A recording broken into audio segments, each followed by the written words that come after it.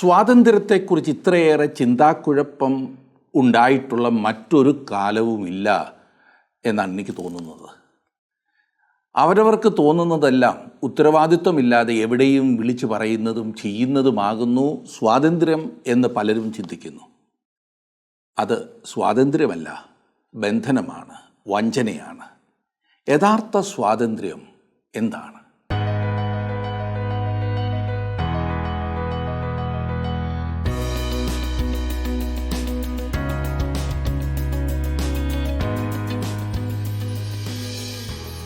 ഇന്ന് സ്വാതന്ത്ര്യത്തെക്കുറിച്ച് നാം ഒരുപാട് കേൾക്കുന്നു. വ്യക്തിപരമായ സ്വാതന്ത്ര്യം ഒരു വലിയ സംഗതിയാകുന്നു ഇന്ന്. മറ്റൊരുവൻ്റെ ഇടത്തിലേക്കും അവസരങ്ങളിലേക്കും അവൻ്റെ അനുവാദമില്ലാതെ കടന്നു കയറുവാൻ നമുക്ക് അവകാശമില്ല എന്ന് എല്ലായിടത്തും എപ്പോഴും മുന്നറിയിപ്പ് നൽകിക്കൊണ്ടിരിക്കുന്നു. ഓരോരുത്തർക്കും തങ്ങൾക്കിഷ്ടമുള്ളത് ചിന്തിക്കുവാനും സംസാരിക്കുവാനും തികഞ്ഞ സ്വാതന്ത്ര്യമുണ്ട് പോലും. എന്നാൽ ഈ പറഞ്ഞത് സ്വാതന്ത്ര്യമാണോ അതോ ബന്ധനമാണോ? കാരണം മനുഷ്യൻ്റെ ആത്മാവ് പാപത്തിൻ്റെ ബന്ധനത്തിലാണ്. അവർക്കുള്ള ഒരേ ഒരു സ്വാതന്ത്ര്യം എന്ന് പറയുന്നത് തങ്ങൾക്കിഷ്ടമുള്ള പാപം തിരഞ്ഞെടുക്കുവാൻ കഴിയുക എന്നതത്രേ. പാപത്തിൽ നിന്നും മോചനമില്ല. കുറ്റബോധത്തിൽ നിന്നും, ഭയത്തിൽ നിന്നും, ന്യായവിധിയിൽ നിന്നും, നിത്യമായ ശിക്ഷയിൽ നിന്നും മോചനം പ്രാപിച്ചിട്ടില്ല. സ്വാതന്ത്ര്യം എന്ന് പറയുന്നത് നമ്മുടെ കാലത്ത് കാണുന്ന ഏറ്റവും വലിയ വഞ്ചനയാണ്. മനുഷ്യർ പാപത്തിൻ്റെ അടിമകളാണ്. സ്വാതന്ത്ര്യമുണ്ടെന്ന് മനുഷ്യൻ നടിക്കുക മാത്രമാണ്. നാം ഇന്നു മുതൽ പഠിക്കുവാൻ ആരംഭിക്കുന്നത് ആത്മീയ സ്വാതന്ത്ര്യത്തിൻ്റെ മൗലികാവകാശ പ്രമാണരേഖ എന്ന് അറിയപ്പെടുന്ന ഗലാത്യ ലേഖനമാകുന്നു. അതിമഹത്തായ ഈ ലേഖന പഠനം നിങ്ങൾക്ക് ഓരോരുത്തർക്കും അനുഗ്രഹമാകുവാൻ പ്രാർത്ഥനയോടെ ശ്രദ്ധിച്ചാലും മുഖവരയായി നമുക്ക് ചില കാര്യങ്ങൾ ചിന്തിക്കാം.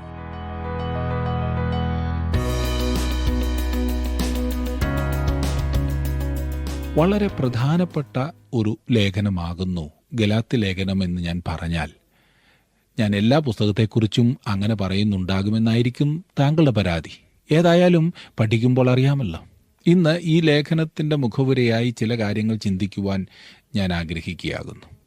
അപ്പോസ്തലനായ വിശുദ്ധ പൗലോസ് എഴുതിയ ഈ ലേഖനം എവിടെ വെച്ച് എഴുതിയെന്നും എപ്പോൾ എഴുതിയെന്നുമുള്ളതിന് പല അഭിപ്രായങ്ങൾ പറഞ്ഞു കേൾക്കാറുണ്ട്. തൻ്റെ മൂന്നാമത്തെ പ്രേക്ഷിത യാത്രയിൽ എഫെസോസിലായിരുന്ന 2 വർഷത്തിനിടയിൽ അവിടെ ഇരുന്ന് എഴുതിയതാണ്. അങ്ങനെ വരുമ്പോൾ ഈ ലേഖനം ഏതാണ്ട് AD 57 എഴുതിയതായിരിക്കാനാണ് വഴി. റോമാലേഖനം എഴുതിയതിന് തൊട്ടു മുൻപ് കൊരിന്തിൽ നിന്നും എഴുതിയതാണ് ഈ ലേഖനം എന്ന് അവകാശപ്പെടുന്നവരെയും തള്ളിക്കളയുവാൻ സാധിക്കാത്തതുപോലെ അവർക്ക് അടിസ്ഥാനമുണ്ട്.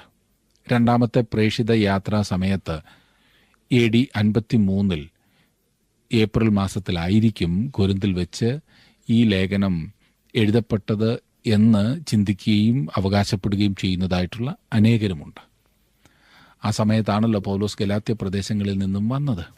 അവിടെ ചെന്നപ്പോൾ പൗലോസിന് മനസ്സിലായി യഹൂദ മതാനുസാരികളായ ആളുകൾ അവനെ അനുഗമിച്ചിരുന്നു എന്നും ഗലാത്യ സഭകൾ അവരെ ശ്രദ്ധിച്ച് ശരിയായ വഴി വിട്ടുപോയി എന്നും അവരുടെ ദൂതിനെ എതിർക്കുവാനും സുവിശേഷം വ്യക്തമായി പറഞ്ഞു കൊടുക്കുവാനുമാണ് ഈ ഗലാത്യ ലേഖനം എഴുതിയതെന്ന് ശക്തമായ വാദമുണ്ട്.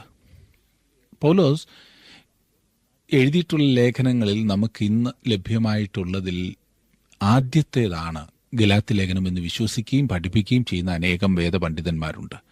അങ്ങനെ വരുമ്പോൾ ഈ ലേഖനം യെരുശലേം കൗൺസിലിന് തൊട്ടു മുൻപ്, അതെ, അപ്പോസ്തലപ്രവൃത്തിയുടെ പുസ്തകം 15-ാം അധ്യായത്തിൽ നാം കാണുന്ന കൗൺസിലിന് തൊട്ടു മുമ്പായിരിക്കും എഴുതിയത്, അതായത് AD 48. അങ്ങനെ വരുമ്പോൾ എഴുതിയ സ്ഥലം അന്ത്യോക്യ ആയിരിക്കുവാനാണ് സാധ്യത. ഏതായാലും എഴുതിയ തീയതിയും സ്ഥലവും തീർച്ചപ്പെടുത്തി പറയുവാൻ സാധിക്കാത്ത ഒരു സ്ഥിതിയാണ് ഇന്ന് ഉള്ളത്. പൗലോസ് തൻ്റെ 3 പ്രേക്ഷിത യാത്രകളിലും ഗലാത്യ പ്രദേശങ്ങളിലെ സഭകൾ സന്ദർശിക്കുകയുണ്ടായി. ആ സഭകളിലേക്ക് വേറെ ഏതെങ്കിലും സമയത്ത് പോയ രേഖ ഈ ലേഖനത്തിലെങ്ങുമില്ല. ഈ സഭകളോടുള്ള പൗലോസിൻ്റെ അവസാനത്തെ വാക്കുകളാകാം ഈ ലേഖനമെന്ന് വിശ്വസിക്കുന്നവരുണ്ട്. അങ്ങനെ വരുമ്പോൾ തൻ്റെ 3-ാമത്തെ യാത്രയ്ക്ക് ശേഷമാണ് അവൻ ഇതെഴുതിയത് എന്ന ധ്വനിയുണ്ടാകും. ഗലാത്യ ലേഖന പഠനത്തിന് ഇത് ആർക്കു വേണ്ടി എഴുതിയോ ആ ആളുകളെക്കുറിച്ച് അറിഞ്ഞിരിക്കുന്നത് വളരെ പ്രധാനപ്പെട്ട സംഗതിയാകുന്നു. മറ്റ് ലേഖനങ്ങളെ സംബന്ധിച്ച് അത് അങ്ങനെ വേണമെന്ന് എപ്പോഴും നിർബന്ധമില്ല. ഗലാത്യ പ്രദേശങ്ങളിൽ തന്നെ വളരെ വിസ്തൃതമായൊരു ഭാഗം, അതെ, വടക്കേ ഭാഗത്തുള്ളവർക്കാണോ തെക്കേ ഗലാത്യയിലുള്ളവർക്കാണോ ഈ ലേഖനം എഴുതിയത് എന്ന് വളരെയേറെ വാദപ്രതിവാദങ്ങൾ നടക്കുന്നുണ്ട്. പൗലോസ് തൻ്റെ ആദ്യത്തെ യാത്രയിൽ സ്ഥാപിച്ചതായ സഭകൾക്കായിരിക്കും ഇതെഴുതിയത് എന്നുള്ളതാണല്ലോ കൂടുതൽ വിശ്വസനീയം. എന്നാൽ ഈ ലേഖനം മറ്റെല്ലാ സ്ഥലങ്ങളിലും വായിച്ചിരുന്നു എന്ന് ചിന്തിക്കുന്നതിൽ യാതൊരു തെറ്റുമില്ല. ഞാൻ വിശ്വസിക്കുന്നത് ഗലാത്യ പ്രദേശങ്ങളിൽ മൊത്തമുള്ള സഭകൾക്കാണ് പൗലോസ് ഈ ലേഖനം എഴുതിയത് എന്നത്രേ. ഈ പ്രദേശം വിശാലവും വളരെ പ്രധാനപ്പെട്ടതുമായിരുന്നു. വളരെയേറെ സഭകൾ ഈ സ്ഥലങ്ങളിൽ സ്ഥാപിക്കപ്പെട്ടിരുന്നു. ഈ ലേഖനം കൂടുതൽ മനസ്സിലാക്കുവാൻ ഗലാത്യ പ്രദേശങ്ങളെക്കുറിച്ചൊരു ധാരണ നമുക്കുണ്ടായിരിക്കണം. മിക്കവാറും ബൈബിളിൽ ആ ഒടുവിലത്തെ പേജുകളിൽ കൊടുത്തിട്ടുള്ള ഭൂപടങ്ങളിൽ അപ്പോസ്തലനായ പൗലോസ് യാത്ര ചെയ്ത ദേശങ്ങൾ എന്നൊരു പടമുണ്ട്. അത് ഒന്നെടുത്താൽ ഗലാത്യ കണ്ടുപിടിക്കാം. ഇത് ഏതെങ്കിലും ഒരു പ്രത്യേക സഭയ്ക്കായി എഴുതിയതല്ല. ആ പ്രദേശങ്ങളിലെ മൊത്തം സഭകൾക്ക് എഴുതിയതാണ്. നാം ആ പടത്തിലൊന്ന് നോക്കിക്കേ. ദർബ, ലുസ്ര, ഇക്കോന്യ, അന്ത്യോക്യ, അങ്ങനെ പൗലോസ് സന്ദർശിച്ച സ്ഥലങ്ങൾ രേഖപ്പെടുത്തിയിരിക്കുന്നത് നമുക്ക് കാണുവാൻ സാധിക്കും. ഈ പറഞ്ഞിടത്തെല്ലാം സഭകൾ ഉണ്ടായിരുന്നു താനും. അത് മാത്രമല്ല, വേറൊരു കാര്യം കൂടി നിങ്ങൾക്ക് ചെയ്യാം. അപ്പോസ്തലനായ പൗലോസ് യാത്ര ചെയ്ത പ്രദേശങ്ങളെക്കുറിച്ച് രേഖപ്പെടുത്തിയിരിക്കുന്ന ഭാഗം അപ്പോസ്തല പ്രവൃത്തികളിൽ നിന്നും വായിക്കുക. അപ്പോസ്തല പ്രവൃത്തികളുടെ പുസ്തകം 13-ാം അധ്യായം മുതലുള്ള ഭാഗത്ത് നമുക്കത് കാണാവുന്നതാണ്. ആ ഭാഗം വായിക്കുമ്പോൾ ഒരു കടലാസിൽ ഓരോ സ്ഥലങ്ങൾ ക്രമത്തിന് എഴുതുക. എഴുതുമ്പോൾ തന്നെ ആ സ്ഥലങ്ങൾ പടത്തിൽ നോക്കി മനസ്സിലാക്കുക. അപ്പോൾ നമ്മുടെ പഠനം വേഗത്തിലാകും, പെട്ടെന്ന് മനസ്സിലാകും. ഗലാത്യർ എന്നുള്ള ഈ പേര് ഒരു പ്രത്യേക വർഗത്തെ കാണിക്കുന്നതിനോ ആ പ്രത്യേക ഭൂപ്രദേശത്തെ കാണിക്കുന്നതിനോ ഉപയോഗിക്കാവുന്നതാണ്. ഭൂപ്രദേശമാകുന്നുവെങ്കിൽ ആ കാലത്തെ റോമാ സാമ്രാജ്യത്തിൻ്റെ ഭാഗമായിരുന്നു അത്. വർഗമായിരുന്നാലും ഭൂപ്രദേശമായിരുന്നാലും ആ സ്ഥലത്തെ ആളുകളെ ഒരേ രക്തത്താൽ അറിയപ്പെട്ടിരുന്നു. ജനങ്ങൾ എല്ലാവിധത്തിലും ഉള്ളവർ അവിടെ ഉണ്ടായിരുന്നു. ഗോൾസ് വർഗക്കാരുടെ പേരുമായി ചേർത്താണ് ഈ പ്രദേശത്തിന് ഗലാത്യ എന്ന പേർ വന്നിരിക്കുന്നത്. പൊതുവെ കെൽട്ടിക് വർഗം എന്നറിയപ്പെടുന്നവരുടെ ഒരു ഭാഗം അത്രേ ഇത്. ഫ്രാൻസിൽ കുടിയേറിപ്പാർത്തത് ഈ വർഗക്കാരാണ്. BC 4-ാം നൂറ്റാണ്ടിൽ ഈ പറഞ്ഞ വർഗം റോമാ സാമ്രാജ്യം പിടിച്ചെടുക്കുകയും റോമിനെ കൊള്ളയടിക്കുകയും ചെയ്തു. BC 280-ൽ അവർ ഗ്രീസ് കടന്ന് ഡെൽഫി പിടിച്ചെടുത്തു. അവർ യുദ്ധതൽപരരായ ആളുകളും എപ്പോഴും അതിനുവേണ്ടി മുന്നേറിയവരുമായിരുന്നു. BC 189-ൽ ഈ കെൽട്ടിക് വർഗം റോമൻ സാമ്രാജ്യത്തിന് കീഴ്പ്പെടുകയും ഒരു പ്രവിശ്യയായി രൂപം കൊള്ളുകയും ചെയ്തു. അവരുടെ അതിരുകൾ വ്യത്യസ്തമായിരുന്നു. അനേക വർഷങ്ങളിലേക്ക് അവർ അവരുടെ സംസ്കാരവും സ്വന്തം ഭാഷയും നിലനിർത്തിപ്പോന്നു. അവർ വാസ്തവത്തിൽ പൗരസ്ത്യർ തന്നെയായിരുന്നു. പൗലോസ് തൻ്റെ ആദ്യത്തെ യാത്രയിൽ സ്ഥാപിച്ച സഭകൾ ഒരു സമയത്ത് ഗലാത്യ പ്രദേശങ്ങളിലും ഉൾപ്പെടുന്നു. പൗലോസ് സ്വാഭാവികമായി ഈ സഭകൾക്ക് നൽകുന്ന പേര് ഇതാകുമല്ലോ. ഈ പറഞ്ഞ കെൽട്ടിക് വർഗക്കാർ മിക്കവാറും വന്യവും ക്രൂരവുമായ സ്വഭാവക്കാരാണ്. അവരെക്കുറിച്ച് കൈസർ പറഞ്ഞത്, ഗോൾസിൻ്റെ കുഴപ്പമെന്തെന്നാൽ അവർ തങ്ങളുടെ തീരുമാനങ്ങളിൽ മനസ്സുറപ്പില്ലാത്തവരും അഥവാ ചഞ്ചലരും മാറ്റത്തെ ഇഷ്ടപ്പെടുന്നവരും വിശ്വസിക്കുവാൻ കൊള്ളാത്തവരും എന്നത്രേ. ഇത് നമ്മുടെ വർഗത്തെ സംബന്ധിച്ചും ശരിയാണില്ലേ? ഞാൻ പറയുന്നില്ല, നിങ്ങൾക്കങ്ങനെ തോന്നുന്നെങ്കിൽ നിങ്ങൾ പറഞ്ഞു. നാം നമ്മുടെ തീരുമാനങ്ങളിൽ ഉറപ്പില്ലാത്തവരാണ്. എന്നും എന്തെങ്കിലും മാറ്റം വേണമെന്നാകുന്നു നമ്മുടെ താല്പര്യം. പുതിയ വീട്, പുതിയ കാറ്, പുതിയ വസ്ത്രങ്ങൾ, അടുത്ത ആഴ്ചത്തെ വാരിക ഈ ആഴ്ച തന്നെ വേണം. പിന്നെ എല്ലാം പുതിയത് തന്നെ വേണം. ഒന്നുകൊണ്ടും തൃപ്തിയില്ലാത്ത ഒരു കൂട്ടം ജനം. ഭൗതിക സുഖലോലുപത മാത്രം ലക്ഷ്യമിട്ടുകൊണ്ടുള്ള ഓട്ടം. ഈ തൃഷ്ണ വർദ്ധിപ്പിക്കുവാൻ ഇന്നത്തെ പരസ്യങ്ങളും. അപ്പോസ്തലപ്രവൃത്തികളുടെ പുസ്തകത്തിൽ നാം വായിക്കുന്നത് ഗലാത്യർ ഒരു ദിവസം പൗലോസിനെ ദേവനാക്കുവാൻ ചിന്തിച്ചു എന്നാണ്. എന്നാൽ അടുത്ത ദിവസം അവർ അവനെ കല്ലെറിഞ്ഞു. ദേവനെ കല്ലെറിഞ്ഞെന്ന്. നാം ഇന്ന് ചെയ്യുന്നതോ? രാജ്യം ഭരിക്കുവാൻ നാം ഒരുവനെ തിരഞ്ഞെടുക്കുന്നു. എന്നിട്ട് അദ്ദേഹത്തെ എങ്ങനെങ്കിലും കൊല്ലുന്നു. നമ്മുടെ ഭരണ സംവിധാനങ്ങളൊക്കെ ഇത്രയെങ്കിലും നിലനിന്നത് രസകരം തന്നെയാണല്ലേ? ഗലാത്യ പ്രദേശങ്ങളിലെ ജനങ്ങൾ ഏതാണ്ട് നമ്മെപ്പോലുള്ളവർ തന്നെയാണ്. അതുകൊണ്ട് ഗലാത്യ ലേഖനത്തിന് നമ്മോട് പറയുവാൻ ഒരു പ്രത്യേക ദൂതുണ്ട്. കാരണം പല വിധത്തിലും നമ്മെപ്പോലെയുള്ള ഒരു കൂട്ടം മനുഷ്യർക്ക് എഴുതിയതാണിത്. നമ്മുടെ ഇന്നത്തെ ചിന്താഗതി പോലൊന്നാണ് അവർക്കും ഉണ്ടായിരുന്നത്. കണക്കില്ലാത്തതുപോലെ ദുരുപദേശങ്ങൾക്കും പ്രത്യയശാസ്ത്രങ്ങൾക്കും അടിമപ്പെട്ടിരുന്ന ഒരു വർഗം. ഏത് ദുരുപദേശം വഴിയെ വന്നാലും രണ്ട് കൈയും നീട്ടി നിറപറയും നിലവിളക്കും വെച്ച് സ്വീകരിക്കുവാൻ തയ്യാറായിരിക്കുന്ന ഒരു കൂട്ടം. സത്യത്തിനും സുവിശേഷത്തിനും ഘടകവിരുദ്ധമായി പറഞ്ഞുകൊണ്ട് വരുന്നവനും സ്ഥാനം കൊടുക്കും. യേശുക്രിസ്തുവിൻ്റെ ദൈവത്വത്തെ നിഷേധിക്കുന്നവനെയും ബൈബിളിനെ കെട്ടുകഥയായി വിശേഷിപ്പിക്കുന്നവനെയും ദൈവമില്ലെന്നും സാത്താനില്ലെന്നും ഒക്കെ പഠിപ്പിച്ചു വരുന്നവനെയും ഒക്കെ സൽക്കരിക്കുന്ന പ്രകൃതം. രക്ഷ കൃപയാൽ മാത്രമാകുന്നു എന്നും കർത്താവായ യേശുക്രിസ്തുവിലുള്ള വിശ്വാസം ഒന്നുകൊണ്ട് മാത്രമാണത് പ്രാപിക്കുന്നതെന്നും പഠിക്കുകയും ചെയ്തിട്ട് എന്തെങ്കിലുമൊക്കെ കർമ്മങ്ങൾക്ക് പ്രാധാന്യം നൽകുന്ന പ്രവണത ദൈവമക്കളെ ആകെ തെറ്റിക്കുന്നു. ഗലാത്യ ലേഖനത്തിൽ നമുക്ക് ലഭിക്കുന്ന ദൂത് വളരെ ശക്തവും നിശിതവും ഭാവനവും ആകുന്നു. 1 അധ്യായത്തിൻ്റെ 6 മുതൽ 9 വരെയുള്ള വാക്യങ്ങൾ, 3 അധ്യായത്തിൻ്റെ 1 മുതൽ 5 വരെയുള്ള വാക്യങ്ങൾ, ഇതൊക്കെ അതിന് തെളിവാണ്. കൊരിന്ത്യർ ലേഖനങ്ങളിൽ കാണുന്നത് പോലെ ഇതിൽ പെരുമാറ്റങ്ങളെ തിരുത്തി പറയുകയല്ല, എന്നാൽ തന്നെ ഇത് തിരുത്തുവാൻ സഹായിക്കുന്നതാണ്.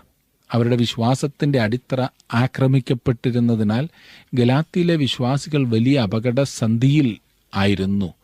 എല്ലാം ഭീഷണിയിലായിരുന്ന അവസ്ഥ. അതുകൊണ്ട് ഈ ലേഖനത്തിൽ പ്രശംസയുടെയോ സ്തുതിയുടെയോ നന്ദിയുടെയോ വാക്കുകളൊന്നുമില്ല. പ്രാർത്ഥന അപേക്ഷകളൊന്നുമില്ല. ക്രിസ്തുവിൽ അവരുടെ നിലപാടിനെക്കുറിച്ച് സൂചിപ്പിച്ചിട്ടുമില്ല. ആരുടെയും പേര് അവനോടുകൂടെ സൂചിപ്പിച്ചിട്ടില്ല. പൗലോസിൻ്റെ മറ്റ് ലേഖനങ്ങളുമായി ഇതിനെ സാമ്യപ്പെടുത്തിയാൽ ഇത് എല്ലാം കൊണ്ടും വ്യത്യസ്തമാകുന്നു എന്ന് മനസ്സിലാക്കാവുന്നതാണ്. ഈ ലേഖനത്തിൽ പൗലോസ് തൻ്റെ ഹൃദയം തുറന്നു കാണിച്ചിരിക്കുന്നു. ആഴമായ വികാരപ്രകടനവും ശക്തമായ മനോഭാവവും ഇതിനകത്ത് എടുത്തു കാണിച്ചിരിക്കുന്നു. ഇത് അവൻ്റെ പോരാട്ട ലേഖനമാണ്. അവൻ്റെ യുദ്ധത്തിലാണ്. നിയമസിദ്ധാന്തത്തെ സഹിക്കുവാൻ അവന് ഒരു ചിന്തയുമില്ല. ആരോ ഒരാൾ ഇപ്രകാരം പറയുകയുണ്ടായി, റോമാലേഖനം പൗലോസിൻ്റെ തലയിൽ നിന്നും വന്നപ്പോൾ ഗലാത്യ ലേഖനം പൗലോസിൻ്റെ ഹൃദയത്തിൽ നിന്നുമാണ് വന്നതെന്ന്. റോമാലേഖനത്തിൽ ക്രമീകൃതമായി പറഞ്ഞിരിക്കുന്നത് ഗലാത്യ ലേഖനത്തിൽ വിവാദമായി അവതരിപ്പിച്ചിരിക്കുന്നു എന്നൊരു വേദപണ്ഡിതൻ പറഞ്ഞു. ഏതു വിധത്തിലുമുള്ള നിയമ സിദ്ധാന്തത്തിൽ നിന്നും അല്ലെങ്കിൽ നിയമവാദത്തിൽ നിന്നുമുള്ള വിമോചിപ്പിക്കലിൻ്റെ പ്രഖ്യാപനമാണ് ഈ ലേഖനം. നിയമവാദികൾ ഗലാത്യ ലേഖനത്തിൽ അധികം സമയം ചെലവഴിക്കില്ല എന്നുള്ളത് വളരെ രസകരമായ കാര്യമാണ്. ഗലാത്യ ലേഖനത്തിൽ അവിടുന്നും ഇവിടുന്നും പശ്ചാത്തലത്തിൽ നിന്നും അടർത്തിയെടുത്ത പ്രസംഗങ്ങളാകുന്നു സാധാരണ കേട്ടുവരാറുള്ളത്. അതിൻ്റെ കാരണം ഇപ്പോൾ മനസ്സിലായോ? ഗലാത്യ ലേഖനം നിയമവാദികൾക്കൊരു ശാസനയാണ്. മാർട്ടിൻ ലൂതർ ഏറ്റവും അധികം ഇഷ്ടപ്പെട്ടിരുന്ന ലേഖനമായിരുന്നു ഇത് എന്ന് അദ്ദേഹം പറഞ്ഞിട്ടുണ്ട്. അദ്ദേഹം പറഞ്ഞു, ഇതാണ് എൻ്റെ ലേഖനം, ഞാൻ ഇതുമായി വിവാഹം കഴിഞ്ഞിരിക്കുന്നു എന്ന്. നവീകരണത്തിൻ്റെ നെറുകയിൽ കാണപ്പെട്ടത് ഈ ലേഖനമാണ്. ആദിമസഭയുടെ മൗലികാവകാശ പ്രമാണരേഖ എന്നാണ് ഈ ലേഖനത്തെ അറിയപ്പെടുന്നത്. ഇത് ക്രിസ്തീയ സ്വാതന്ത്ര്യത്തിൻ്റെ വിജ്ഞാപന പത്രമാകുന്നു. ആരാലും പിടിച്ചടക്കാൻ സാധ്യമല്ലാത്ത അന്തർനഗരം. അതെ, സുവിശേഷത്തിൻ്റെ ഹൃദയത്തിന് നേരെ വരുന്ന ഏതൊരാക്രമണത്തെയും തടഞ്ഞു നിർത്തുന്ന യഥാർത്ഥമായ ജിബ്രാൾട്ടർ. അതിൻ്റെ തിരുനെറ്റിയിൽ അനശ്വരമായ വിജയം രേഖപ്പെടുത്തിയിരിക്കുന്നു. ഇംഗ്ലണ്ടിൽ രക്തച്ചൊരിച്ചിലും വിപ്ലവവും വരാതെ ആയിരങ്ങളെ ക്രിസ്തുവിലൂടെയുള്ള രക്ഷയിലേക്ക് നയിച്ചത് ജോൺ വെസ്ലിയുടെ ഗലാത്യ ലേഖനത്തിൽ നിന്നുമുള്ള പ്രസംഗങ്ങൾ മുഖാന്തരമുണ്ടായ ഉണർവിനാലാണ്. ഈ ഉണർവ് സമൂഹത്തിൽ വലിയ വ്യതിയാനങ്ങൾ ഉണ്ടാക്കി. വെസ്ലിയുടെ പ്രവർത്തനത്താൽ രക്ഷിക്കപ്പെട്ട വിൽബർ ഫോഴ്സ് മുഖാന്തരം കുട്ടികളെ കൊണ്ട് പണിയെടുപ്പിക്കുന്നത് നിയമം മൂലം തടയുകയും ഒരു വലിയ വ്യവസായ വിപ്ലവത്തിലൂടെ തൊഴിലാളികൾക്ക് വലിയ പ്രയോജനം ഉണ്ടാകുകയും ചെയ്തു. നമുക്കും ഇന്ന് ആവശ്യം ഇതത്രേ. കൊടി പിടിച്ച് കടയടപ്പിച്ച് കടക്കാരനും കൊടിക്കാരനും പട്ടിണി കിടക്കുന്നതിനേക്കാൾ എത്ര നല്ലതാണ് സഹകരിച്ച് പ്രവർത്തിച്ച് നമുക്കും നാടിനും നന്മ വരുത്തുന്നത്. ഇത് യഥാർത്ഥ സ്വാതന്ത്ര്യത്തെക്കുറിച്ചുള്ള അറിവിനാൽ മാത്രമേ സാധിക്കൂ. അതാണ് ഗലാത്യ ലേഖനത്തിൽ വിവരിക്കുന്നത്. കഴിഞ്ഞ 19 നൂറ്റാണ്ടുകളിൽ ഉണ്ടായിട്ടുള്ള എല്ലാ ആത്മീയ ഉണർവുകളുടെയും ചലനങ്ങളുടെയും പശ്ചാത്തലവും നട്ടെല്ലും ഈ ലേഖനമാകുന്നു എന്നത്രേ ഞാൻ മനസ്സിലാക്കുന്നതും വിശ്വസിക്കുന്നതും. കൊരിന്തി ലേഖനത്തിലെ വിവാദങ്ങളാണ് അനേകർക്കും താല്പര്യം. ആഴമായ ശസ്ത്രക്രിയ നടത്തുവാൻ കഴിവുള്ള ഗലാത്യ ലേഖനത്തെ നാം അതിൻ്റേതായ ഗൗരവത്തോടെ പഠിക്കുന്നു എങ്കിൽ ഇത് നമ്മെ ഉണർവിലേക്ക് നയിക്കും. ഇന്നത്തെ നമ്മുടെ ഏറ്റവും വലിയ ആവശ്യവും അതുതന്നെയാണ്. ഇത് നമ്മുടെ ജീവിതങ്ങളെ അടിമുടി മാറ്റും. താങ്കൾ ഈ നാടിനെ സ്നേഹിക്കുന്നുവെങ്കിൽ, നമ്മുടെ ഭാരതത്തെ സ്നേഹിക്കുന്നുവെങ്കിൽ, ഈ ലേഖനം പഠിക്കുന്ന ഈ ദിവസങ്ങളിൽ കർത്താവേ എന്നെ ഉണർത്തണമേ, എൻ്റെ ദേശത്തെ ഉണർത്തണേ എന്ന് ആത്മാർത്ഥമായി പ്രാർത്ഥിക്കുമോ? ഈ ദിവസങ്ങളിൽ മാത്രം പോരാ, എന്നും പ്രാർത്ഥിക്കേണ്ട പ്രാർത്ഥനയാണത്. നാളുകളായി എൻ്റെ ഹൃദയത്തിൽ ദൈവം തന്നിരിക്കുന്ന ഏറ്റവും വലിയ വാഞ്ച അതത്രേ. നമ്മുടെ ദേശം ഉണർത്തപ്പെടുന്ന, ആത്മീയമായി ഉണർത്തപ്പെടുന്ന ആ സുദിനത്തിനായി ഞാൻ കാത്തിരിക്കുന്നു, പ്രാർത്ഥിക്കുന്നു. താങ്കളുടെ വിലപ്പെട്ട നിർദ്ദേശങ്ങളും അഭിപ്രായങ്ങളും പ്രാർത്ഥനാ വിഷയങ്ങളും ഇന്ന് തന്നെ ഞങ്ങളെ വിളിച്ചറിയിക്കുക. വിളിക്കേണ്ട നമ്പർ 8281384455.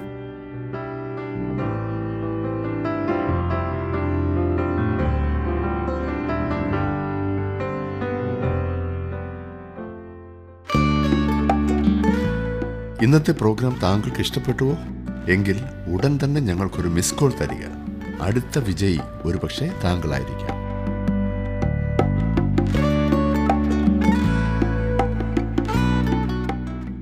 വിശ്വാസത്താലുള്ള നീതീകരണം എന്ന ഉപദേശത്തിൻ്റെ തിരുവചനത്തിലെയോ അതിന് വെളിയിലെയോ ഏറ്റവും ശക്തമായ പ്രഖ്യാപനവും പ്രതിരോധവും അത്രേ ഗലാത്യ ലേഖനം. ഒരു പാപി കൃപയാൽ വിശ്വാസം മൂലം രക്ഷിക്കപ്പെടുന്നു എന്ന് മാത്രമല്ല, രക്ഷിക്കപ്പെട്ട പാപി ജീവിക്കുന്നതും കൃപയാലാകുന്നു. ജീവനിലേക്കുള്ള വഴിയും ജീവിത മാർഗവും കൃപയാകുന്നു. കൃപ, അതെ, ദൈവകൃപയാൽ മാത്രമാണ് നാം ദൈവമക്കളാകുന്നത്, ദൈവമക്കളായി ജീവിക്കുന്നത്, ദൈവസന്നിധിയിൽ ജീവിക്കുവാൻ പോകുന്നത്. ഈ ദിനങ്ങളിൽ ദൈവകൃപ കൂടുതലായി അനുഭവിക്കുവാൻ നാം ഇത് പഠിക്കുമ്പോൾ ദൈവം നമ്മെ സഹായിക്കും എന്ന കാര്യത്തിൽ സംശയമില്ല. 1-ാം അധ്യായത്തിൻ്റെ 10 വാക്യങ്ങൾ, ആദ്യത്തെ 10 വാക്യങ്ങൾ മുഖവുരയാണ്. 11 മുതൽ 2-ാം അധ്യായത്തിൻ്റെ 14-ാം വാക്യം വരെ പൗലോസിൻ്റെ വ്യക്തിപരമായ കാര്യങ്ങളാണ് രേഖപ്പെടുത്തിയിരിക്കുന്നത്. അപ്പോസ്തലൻ്റെ അധികാരവും സുവിശേഷത്തിൻ്റെ മഹത്വം, അതെ, അങ്ങനെ പല കാര്യങ്ങൾ. ഒരു കാര്യം ഞാൻ ഓർപ്പിക്കട്ടെ, പൗലോസിൻ്റെ വ്യക്തിപരമായ പല കാര്യങ്ങളും പറഞ്ഞിരിക്കുന്ന ഈ ഭാഗത്തെ പോലെ നീണ്ട ഭാഗം ലേഖനങ്ങളിൽ മറ്റെങ്ങുമില്ല. ഈ ഭാഗം രേഖപ്പെടുത്തിയിട്ടില്ലായിരുന്നെങ്കിൽ പൗലോസിൻ്റെ പല അനുഭവങ്ങളും നമുക്ക് അജ്ഞാതമായിരുന്നേനെ. 2-ാം അധ്യായത്തിന് 15 മുതൽ 4-ാം അധ്യായത്തിന് 31 വരെ ഉപദേശപരമായ ഭാഗമാണ്. വിശ്വാസത്താലുള്ള നീതീകരണമാണ് ഇവിടുത്തെ പ്രധാന വിഷയം. 5-ാം അധ്യായത്തിൻ്റെ 1 മുതൽ 6-ാം അധ്യായത്തിന് 10-ാം വാക്യം വരെ പ്രവൃത്തിപരമാകുന്നു. ആത്മാവിൽ ഉള്ള വിശുദ്ധീകരണം 6-ാം അധ്യായത്തിൻ്റെ 11 മുതൽ 18 വരെ ഉപസംഹാരമാകുന്നു. ഇനി നമുക്ക് ഓരോ വാക്യങ്ങൾ വായിച്ച് അതൊന്ന് പഠിക്കുവാൻ ശ്രദ്ധിക്കാം. ഗലാത്യർക്ക് എഴുതിയ ലേഖനം എല്ലാ തരത്തിലുമുള്ള നിയമവാദങ്ങൾക്കും എതിരായി ദൈവത്തിൻ്റെ തർക്കവിവാദമാണെന്ന് ഞാൻ പറഞ്ഞല്ലോ. യഹൂദമതത്തിലെ ചട്ടങ്ങളും ആചാരങ്ങളും മറ്റും പൂർണ്ണമായും ചെയ്ത് ദൈവത്തിലേക്കുള്ള പ്രവേശനം ഘോഷിക്കുന്നതിന് എതിരാണിത്. ഇതിൽ മോശയുടെ ന്യായപ്രമാണം ഒരിക്കലും നിരാകരിക്കപ്പെടുകയോ നിന്ദിക്കപ്പെടുകയോ അപമാനിക്കപ്പെടുകയോ ചെയ്യുന്നില്ല. മറിച്ച് അതിൻ്റെ ശ്രേഷ്ഠതയും പൂർണ്ണതയും അവകാശങ്ങളും ഉദ്ദേശങ്ങളും സമാഹരിക്കുകയാണ് ചെയ്യുന്നത്. എന്നിരുന്നാലും ഈ ഗുണങ്ങൾ ഒരു വ്യക്തിക്ക് ദൈവത്തെങ്കിലേക്ക് വരുവാനുള്ള വഴി സാധ്യമാക്കി കൊടുക്കുന്നില്ല. എന്നാൽ വേറൊരു വഴി, ദൈവത്തിൻ്റെ മുമ്പാകെ നീതീകരിക്കപ്പെടുന്നതിനുള്ള ഒരു വഴി, മോശയുടെ ന്യായപ്രമാണത്തെ മറികടന്ന് പോകുന്നതായി കാണാം. ആ പുതിയ മാർഗം വിശ്വാസത്താലാണ്. വിശ്വാസത്തിന് പ്രാധാന്യം കൊടുത്തുകൊണ്ട് വിശ്വാസത്താലുള്ള നീതീകരണമാണ് ഈ ലേഖനത്തിൻ്റെ സത്ത. പുതിയ നിയമത്തിൽ ഹബക്കുക്ക് തൻ്റെ പുസ്തകത്തിൽ 2-ാം അധ്യായത്തിൻ്റെ 4-ാം വാക്യത്തിൽ നീതിമാൻ വിശ്വാസത്താൽ ജീവിക്കും എന്ന് ഉദ്ധരിച്ചിരിക്കുന്ന ഭാഗം 3 പുസ്തകങ്ങളിൽ രേഖപ്പെടുത്തിയതായി നാം കാണുന്നുണ്ട്. പുതിയ നിയമത്തിൽ 3 പുസ്തകങ്ങളിൽ. റോമാലേഖനം 1:17 നീതിമാന് പ്രാധാന്യം നൽകുന്നു. എബ്രായലേഖനം 10-ാം അധ്യായത്തിൻ്റെ 38-ാം വാക്യത്തിൽ ജീവിക്കുമെന്നതിന് പ്രാധാന്യം നൽകുന്നു. ഗലാത്യ ലേഖനം 3-ാം അധ്യായത്തിൻ്റെ 11-ാം വാക്യത്തിൽ വിശ്വാസത്തിന് പ്രാധാന്യം നൽകുന്നു. മോശയുടെ ന്യായപ്രമാണം കൂടാതെ ദൈവസന്നിധിയിൽ വിശ്വാസത്താലുള്ള നീതീകരണം എന്ന വസ്തുതയിന്മേലാണ് റോമ ലേഖനത്തിലുള്ള ഊന്നൽ. എന്നാൽ ഗലാത്യ ലേഖനത്തിൽ വിശ്വാസത്തോടുള്ള നീതീകരണത്തോട് ന്യായപ്രമാണം കൂടെ ചേർക്കുന്നവരിൽ നിന്നും സുവിശേഷത്തെ സംരക്ഷിക്കുകയാണ് പൗലോസ് ചെയ്യുന്നത്. വിശ്വാസവും അതിനോടുകൂടെ ന്യായപ്രമാണവും, അതായിരുന്നു എബ്രായ വിശ്വാസികളുടെ നീക്കം. അതായത് രക്ഷിക്കപ്പെടുവാൻ വിശ്വാസം മാത്രം പോരാ, ന്യായപ്രമാണത്തിൻ്റെ ചില പ്രവൃത്തികളും വേണം എന്നുള്ള പഠിപ്പിക്കൽ. എന്നാൽ വിശ്വാസത്തോട് യാതൊന്നും ചേർക്കേണ്ടതില്ല എന്നത്രേ പൗലോസിൻ്റെ മറുപടി. മനുഷ്യൻ വിശ്വാസത്താൽ മാത്രമാണ് നീതീകരിക്കപ്പെടുന്നത്. വിശ്വാസമില്ലാതെ എന്തെല്ലാം ചെയ്താലും ഒരു വിശേഷവുമില്ല. ദൈവത്തിനാവശ്യം നമ്മെയാണ്, നമുക്കുള്ള വകകളല്ല. രക്ഷയ്ക്ക് വിശ്വാസം മാത്രം മതി എന്നുള്ള ലളിതമായ ഉപദേശവും ഒരു അപ്പോസ്തോലൻ എന്നുള്ള പൗലോസിൻ്റെ അധികാരത്തെയും എബ്രായക്കാർ ചോദ്യം ചെയ്തിരുന്നു. പൗലോസ് തൻ്റെ അപ്പോസ്തോലത്വം സാധൂകരിക്കുകയും രക്ഷിക്കുവാൻ കൃപയുടെ സുവിശേഷം മതിയായത് ആകുന്നു എന്ന് വ്യക്തമാക്കുകയും ചെയ്യുന്നു. 1-ാം അധ്യായത്തിൻ്റെ 1-ാം വാക്യം ഞാനൊന്ന് വായിക്കാം. മനുഷ്യരിൽ നിന്നല്ല, മനുഷ്യനാലുമല്ല, യേശുക്രിസ്തുവിനാലും അവനെ മരിച്ചവരുടെ ഇടയിൽ നിന്ന് ഉയർപ്പിച്ച പിതാവായ ദൈവത്താലും അത്രേ. ഈ വാക്യത്തിന് ഒരു പ്രത്യേക വിവരണവും ആവശ്യമായി വരുന്നില്ല. പൗലോസ് താൻ ഒരു അപ്പോസ്തോലനാണെന്ന് സമർത്ഥിക്കുകയാണ് ഈ വാക്യത്തിൽ. അപ്പോസ്തോലൻ എന്ന വാക്ക് രണ്ടർത്ഥത്തിലാണ് ഉപയോഗിക്കുന്നത്. ഒന്ന്, പന്തിരുവരിൽ ഒരാൾ. അപ്പോസ്തലപ്രവൃത്തിയുള്ള പുസ്തകം 1-ാം അധ്യായത്തിൻ്റെ 21 മുതൽ 26 വരെയുള്ള വാക്യങ്ങളിൽ നിന്നും നമുക്കത് കാണുവാൻ സാധിക്കും. തൻ്റെ 3 വർഷത്തെ ശുശ്രൂഷയിൽ യേശുവിനോട് കൂടെ നടന്നവർ, ജീവിച്ചവർ. 2, പുനരുത്ഥാന ശേഷമുള്ള ശുശ്രൂഷയുടെ ദൃക്സാക്ഷികൾ. 3, ക്രിസ്തുവിനാൽ തെരഞ്ഞെടുക്കപ്പെട്ടവൻ. ഒരു വലിയ കൂട്ടം ശിഷ്യന്മാരിൽ നിന്നും യേശു 12 പേരെ തെരഞ്ഞെടുത്ത് അവർക്ക് അപ്പോസ്തലന്മാർ എന്ന് പേര് നൽകി. അവരെ പ്രസംഗിക്കുവാനായിട്ട് അവൻ അയച്ചു. ലൂക്കോസിന്റെ സുവിശേഷം 6-ാം അധ്യായത്തിൻ്റെ 13-ാം വാക്യത്തിലും മർക്കോസിന്റെ സുവിശേഷം 3-ാം അധ്യായത്തിൻ്റെ 14-ാം വാക്യത്തിലും നാം അത് കാണുന്നു. അങ്ങനെ അവരെ കർത്താവ് വ്യക്തിപരമായി തെരഞ്ഞെടുത്ത് വിളിച്ച് നിയോഗിച്ചു. തൻ്റെ നാമത്തിൽ പഠിപ്പിക്കുവാൻ അധികാരപ്പെടുത്തിയതാണ്. ഈ കൂട്ടം ചെറുതും അതുല്യവുമാകുന്നു എന്നുള്ള പുതിയ നിയമ തെളിവുകൾ വ്യക്തമാണ്. വിശ്വാസി എന്നോ വിശുദ്ധനെന്നോ സഹോദരനെന്നോ ഉപയോഗിക്കുന്നത് പോലെ പൊതുവായി ഏത് ദൈവപൈതലിനെയും വിളിക്കുവാൻ സാധിക്കുന്ന ഒരു പേരല്ല അപ്പോസ്തോലൻ എന്നുള്ളത്. അത് 12 പേരെ ഉദ്ദേശിച്ചുള്ള പ്രയോഗമാണ്. അതുകൊണ്ട് അപ്പോസ്തോലിക പിന്തുടർച്ച എന്നൊന്ന് ഉണ്ടാകുകയില്ല. പുതിയ നിയമത്തിലെ അപ്പോസ്തോലിക ഉപദേശത്തോടുള്ള ആത്മാർത്ഥതയെ, ആ കൂറിനെ അങ്ങനെ പറഞ്ഞെന്ന് വന്നേക്കാം. അല്ലാതെ അപ്പോസ്തോലന്മാർക്ക് പിന്തുടർച്ചക്കാർ ആരുമില്ല. ഇവിടുത്തെ ഈ വിഷയത്തിൻ്റെ പ്രത്യേക സ്വഭാവം കാരണം ആർക്കും അവരുടെ പിൻഗാമികളായി വരുവാനും സാധ്യമല്ല. അവർ അതുല്യരാണ്. അങ്ങനെ ഈ പ്രത്യേകം തിരഞ്ഞെടുക്കപ്പെട്ടവരുടെ കൂട്ടത്തിൽ താനും ഉൾപ്പെടും എന്ന് പൗലോസ് പറയുന്നു. നാം അദ്ദേഹത്തെ വിശുദ്ധ പൗലോസ് എന്നല്ല, അപ്പോസ്തലനായ പൗലോസ് എന്ന് വിളിച്ചു പഠിക്കണം. കാരണം പുതിയ നിയമ ശൈലിയിൽ ഓരോ വിശ്വാസിയും ഒരു വിശുദ്ധനാണ്. എന്നാൽ ഒരു വിശ്വാസിയും ഇന്ന് ഒരു അപ്പോസ്തലനല്ല. അയക്കപ്പെട്ടവൻ എന്ന വിശാല അർത്ഥത്തിൽ അപ്പോസ്തോലൻ എന്ന് ഉപയോഗിക്കപ്പെടുന്ന അത്രമാത്രം. പൗലോസ് ഇതെഴുതുമ്പോൾ കൂടെയുണ്ടായിരുന്ന മറ്റു വിശ്വാസികളിൽ നിന്നും എത്ര വ്യക്തമായിട്ടാണ് തന്നെ വേർതിരിച്ച് കാണിക്കുന്നതെന്ന് 2-ാം വാക്യത്തിൽ ശ്രദ്ധിച്ചാലും, കൂടെയുള്ള സകല സഹോദരന്മാരും അവരെല്ലാം സഹോദരന്മാരാണ്. അവരിൽ താൻ മാത്രം ഒരു അപ്പോസ്തലനാകും. അതല്പം അഹങ്കാരമല്ലേ എന്നാരെങ്കിലും ചോദിച്ചാൽ, അല്ല, എൻ്റെ യഥാർത്ഥ സ്ഥാനം എന്തെന്ന് പറയാതിരിക്കുന്നതല്ലേ അഹങ്കാരം? ഇനിയും എൻ്റെ ചിന്താഗതിയിൽ പൗലോസ് ആകുന്നു യൂദയുടെ സ്ഥാനം, ഇസ്കറിയോത്ത യൂദയുടെ സ്ഥാനം എടുത്തിരിക്കുന്നത്. യേശുവിൻ്റെ സ്വർഗാരോഹണത്തിന് ശേഷം മത്തിയാസിനെ യൂദയുടെ സ്ഥാനത്തേക്ക് ശിഷ്യന്മാർ തെരഞ്ഞെടുത്തു എന്ന് നമുക്ക് കാണുവാൻ സാധിക്കും. എങ്കിലും പിന്നീട് മത്തിയാസിനെക്കുറിച്ച് ഒരു വിവരണവും ഇല്ല. മത്തിയാസ് ഒരിക്കലും ഈ ചിത്രത്തിൽ വരുന്നില്ല. പരിശുദ്ധാത്മാവ് മത്തിയാസിനെ തെരഞ്ഞെടുത്തെങ്കിൽ എവിടെയെങ്കിലും പരിശുദ്ധാത്മാവ് ഈ മനുഷ്യൻ്റെ മേൽ തൻ്റെ മുദ്ര കുത്തുമായിരുന്നില്ലേ? എന്നാൽ പൗലോസ് തൻ്റെ അപ്പോസ്തോലത്വം തെളിയിച്ചു, മത്തിയാസ് ചെയ്തില്ല. മത്തിയാസിൻ്റെ തെരഞ്ഞെടുപ്പ് പെന്തക്കോസ്തിന് മുമ്പായിരുന്നു എന്നോർക്കണം. അതായത് പരിശുദ്ധാത്മാവ് സഭയ്ക്ക് നൽകപ്പെട്ടതിന് മുമ്പ്. ഈ കാരണത്താൽ മത്തിയാസിൻ്റെ തെരഞ്ഞെടുപ്പിൽ അവന് ആ തെരഞ്ഞെടുത്തതിൽ പരിശുദ്ധാത്മാവിന് എന്തെങ്കിലും ബന്ധമുണ്ടായിരുന്നോ എന്ന് ഞാൻ സംശയിക്കുന്നു. ഇന്ന് നമ്മുടെ സഭകളിലും പരിശുദ്ധാത്മാവിൻ്റെ യാതൊരു മുദ്രയും ഇല്ലാത്ത തെരഞ്ഞെടുപ്പുകൾ ഉണ്ടെന്നുള്ളത് തുറന്ന സത്യമാണ്. പൗലോസിനെയാണ് പരിശുദ്ധാത്മാവ് യൂദയ്ക്ക് പകരം തെരഞ്ഞെടുത്തത് എന്ന് ഞാൻ വിശ്വസിക്കുന്നു. എൻ്റെ ഈ ചിന്താഗതിയെ പല്ലും നഖവും ഉപയോഗിച്ച് എതിർക്കുന്ന അനേകരുണ്ട് എന്നെനിക്കറിയാം. എന്നോടുള്ള പിണക്കുകൊണ്ടൊന്നുമല്ലല്ലോ. എൻ്റെ ഏറ്റവും അടുത്ത ഒരു സ്നേഹിതൻ എനിക്ക് എഴുതി പറഞ്ഞു, ഈ ആശയം അദ്ദേഹത്തിന് ഒട്ടും അംഗീകരിക്കുവാൻ സാധിക്കുന്നില്ല എന്ന്. നല്ല കാര്യം. എന്നാൽ ഇതിൻ്റെ പ്രസക്തി മുൻപോട്ട് പഠിക്കുമ്പോൾ നമുക്ക് മനസ്സിലാകും. അപ്പോസ്തലന്മാരെ ആരെയും കർത്താവ് ചീട്ടിട്ട് എടുത്തില്ല. എല്ലാവരെയും തൻ്റേതായ വിധത്തിൽ വിളിക്കുകയായിരുന്നു. പൗലോസിനെയും അങ്ങനെ വിളിച്ചു. മത്തിയാസ് വളരെ നല്ല മനുഷ്യനായിരുന്നിരിക്കാം എന്ന കാര്യത്തിൽ തർക്കമില്ല. എന്നാൽ ഈ പറഞ്ഞ സ്ഥാനത്തേക്ക് ദൈവം തെരഞ്ഞെടുത്തത് പൗലോസിനെ ആകുന്നു എന്നതാണ് വാസ്തവം. പിന്നെ ബൈബിളിൽ പത്രോസും കൂട്ടരും ചെയ്ത കാര്യം തെറ്റാകുന്നു എന്ന് സമ്മതിക്കുവാനുള്ള ബുദ്ധിമുട്ട് കാരണമാകുന്നു എന്നോട് എതിർക്കുന്നതെങ്കിൽ സുഹൃത്തെ, ഭാരപ്പെടേണ്ട. പത്രോസ് ഇതിന് തൊട്ടു മുൻപും അബദ്ധം കാണിച്ചിരുന്നില്ലേ? അദ്ദേഹം നമ്മെപ്പോലെ ഒരു മനുഷ്യൻ മാത്രമായിരുന്നു. പെന്തക്കോസ്ത് നാളിന് ശേഷമുള്ള കാര്യമാണെങ്കിൽ ഞാൻ കുറെ കൂടി നിങ്ങളോട് യോജിക്കാം. ഇതിപ്പോൾ ആരാണേ നമുക്കെന്താ എന്ന് ചോദിച്ചാൽ അങ്ങനെ അങ്ങ് തള്ളിക്കളയാവുന്ന വിഷയമല്ല ഇത്.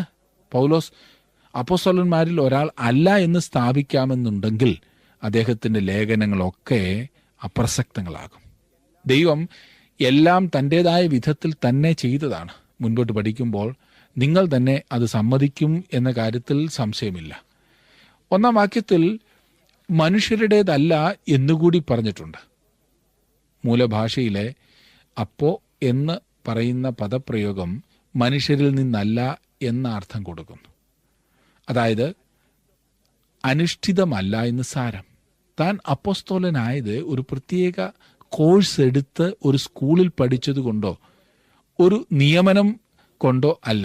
തൻ്റെ അപ്പോസ്തലത്വം മനുഷ്യരാൽ അല്ല എന്നും കൂടി പൗലോസ് പ്രഖ്യാപിക്കുന്നു. ഡിയ എന്ന പദം മനുഷ്യരിൽ കൂടി അല്ല എന്ന അർത്ഥം കൽപ്പിക്കുന്നു. അതായത് ഒരു സഭയുടെ സുന്നഹദോസിനാലോ ബിഷോപ്പിനാലോ കൈവെപ്പിനാലോ ഉള്ള ആചാരത്താലല്ല തനിക്ക് ഈ സ്ഥാനം ലഭിച്ചത് എന്നത്ര പൗലോസ് പറയുന്നത്. പൗലോസിന് അങ്ങനെ ആരും മറ്റ് അപ്പോസ്തലന്മാർ പോലും കൈവെപ്പ് കൊടുത്തിരുന്നില്ല. നീ ഇപ്പോൾ ഒരു അപ്പോസ്തലനാണ് എന്നവനെ പറഞ്ഞ് ആക്കിയതല്ല. പൗലോസ് എങ്ങനെ ഒരു അപ്പോസ്തലനായി? പിതാവായ ദൈവവും യേശുക്രിസ്തുവും മുഖാന്തരം അപ്പോസ്തലനായി. യേശു തൻ്റെ കൈ പൗലോസിൻ്റെ മേൽ വെച്ച് അവനെ വിളിച്ച് ഈ സ്ഥാനത്തേക്കായി വേർതിരിച്ചു എന്ന് അപ്പോസ്തലപ്രവൃത്തിയുള്ള പുസ്തകം 9-ാം അധ്യായത്തിൻ്റെ 15-ഉം 16-ഉം വാക്യങ്ങളിൽ നാം കാണും. ദൈവം വിളിച്ചാക്കുന്നവർ മാത്രമാണ് യഥാർത്ഥത്തിൽ പ്രയോജനമുള്ളവരായിത്തീരുന്നത്. മനുഷ്യൻ്റെ തെരഞ്ഞെടുപ്പുകൾ എപ്പോഴും വികലമാണ്. ദൈവം പൗലോസിനെ തിരഞ്ഞെടുത്തു. ദൈവം നമ്മെ ഓരോരുത്തരെയും തിരഞ്ഞെടുക്കുവാൻ ആഗ്രഹിക്കുന്നു. അതിൽ ആയിട്ടുണ്ടോ? ദൈവം നിങ്ങളെ അനുഗ്രഹിക്കട്ടെ.